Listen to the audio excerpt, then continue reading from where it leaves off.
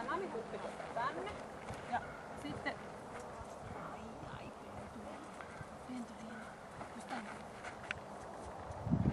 Tai tulisiko...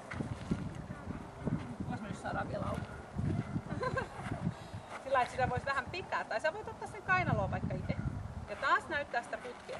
Täällä on putki. Täällä putki. Niin, sano vaan, että putke. Mene vaan.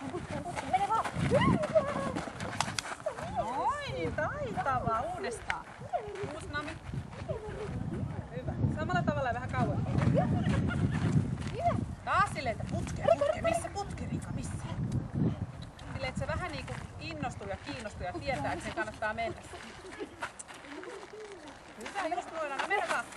Oi, nyt tuli huti. Koita olla sillä, että Rika on sun oikealla puolella.